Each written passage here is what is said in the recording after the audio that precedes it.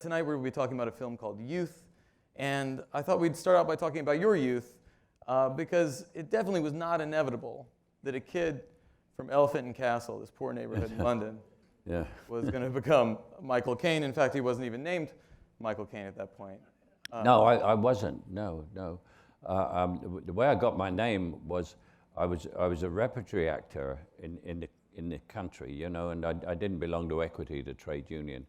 And I came to London and I had an agent, and I didn't have a telephone, and so I used to, in Leicester Square, there was a telephone which is like sort of Times Square here, you know, and every evening on weekdays I used to phone my agent saying, "Have you got a job for me?" And one night I phoned, she said, "I've got a job."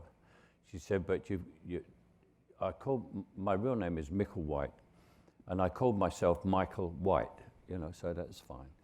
And she said, "I've got a job," she said, "but you've got to belong to Equity, and you can't be called Michael White because there's already an actor called Michael White in Equity." She said, you can call yourself Michael, but you can't call yourself White, and I need a name now. Think of a name." And I was in Leicester Square, which is like Broadway with all cinemas. And my favorite actor is Humphrey Bogart at that time. And I looked round, and it said Humphrey Bogart in the Caine Mutiny. So I said, "That's a good name." So I said, she said, you know, "Call me Caine, Michael Caine." She said, "How do you spell it?" I said, C-A-I-N-E. But it was a good job it wasn't the next theatre, because I'd have been called Michael 101 Dalmatians. Tell us a little bit about your character, Fred. Fred is a composer and conductor who's, as he said there, he's done these songs, but the mystery of the whole film is the wife, so I can't explain that, you know? But he's on holiday in Switzerland with his best friend, who's a movie producer, who's played by Harvey Keitel, and then it's a sort of fantasy world that he lives in. And you've seen that. That's very sort of serious and quite miserable, you know. But the film is very bright. There's loads of music. It's very funny. This beautiful location. And the locations, and it's Paolo, you know, Sorrentino. It's just so clever with what he does, you know. But for me, it was a wonderful part. And what I didn't understand was, is Paolo said he'd written it for me. And I thought, he'd written it for me. And he's such a great director, because I'd seen all his other stuff. I didn't even know if he knew who I was, let alone he wrote a picture. So I did it, and I had the best time from an artistic point of view of working. I'm really very, very proud of this movie. It's among the best work that I ever did. There's lots of talk in the film about seeing the future and looking back at the past, and how we're all sort of caught between the two. There's a lovely moment where Harvey Keitel flips around a telescope. It's a wonderful moment. You know, Harvey, talking to a young man, he said, "Look at that." He said, and he looks through the through the telescope. He said, "That's the future," and he can see all these big things. He turns the telescope round, he looks, and everything is gone. He said, "That's the past." Yeah. I thought it was a great simile for future and past. And it's very difficult to explain this movie because it's on such a high intellectual plane and so clever, because he is clever, you know. I mean, Paolo, he writes it as well. And I was sometimes puzzled. Deeply emotional. I mean, there were tears in our screening room the other day. Yes? Yeah. Yeah. Well, I mean, we showed it in Cannes, and we got 17.5 minute standing ovation, which, by the way, is very difficult because you don't know what to do.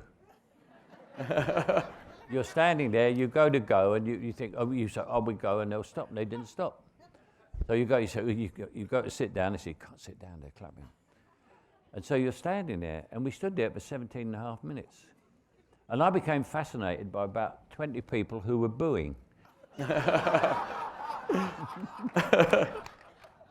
I thought, well, we're not a complete success then. that list of film credits that come before the ones that we all know and that were famous, and their credits there's 27 movies I think I did where I played the butler. You know, came in and said dinner. It was obviously, you know, a test for Batman. But all I ever said was dinner is served, you know. Would you like a beverage with that? or I'd be the policeman who came in and arrested the villain at the end.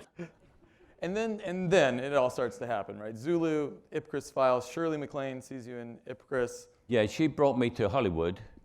And I came to Hollywood, and I was there 2 weeks before she got there because she was making another movie. And so I didn't get my sort of party to introduce me to everyone. So I stayed in the Beverly Hills Hotel in a great big luxury suite, all on my own. And no one ever talked to me or anything. And no one called me, nothing happened. So I used to go down into the lobby and see if I could see any film stars. And I sat in the lobby, and John Wayne came in. And I thought, oh, John Wayne, you know, he had the hat and everything. He got off a helicopter straight out of the desert. He was covered in dust and everything. He was checking in at the Beverly Hills Hotel. And he looked over, he saw me, he said, what's your name, kid? I said, Michael Caine. He said, you're in that movie called Alfie? I said, yeah. He said, you're going to be a big star, kid. So I said, thank you, Mr. Wayne.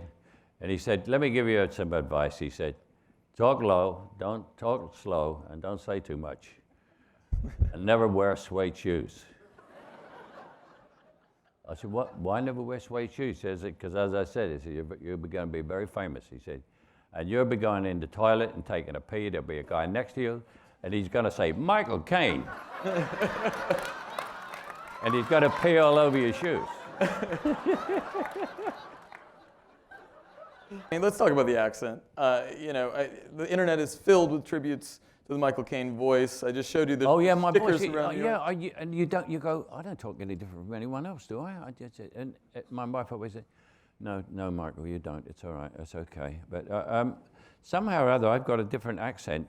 But what I did is, the voice I've got was a voice that I did for America, because when Alfie came out, Alfie came out in England, was a big success, fine, and I was on making something else. Anyway, it doesn't matter. I was making something else, and the director rang. He said, we want you to do 120 loops for Alfie. I said, what for? He said, the Americans have bought it, and they don't know what you're talking about.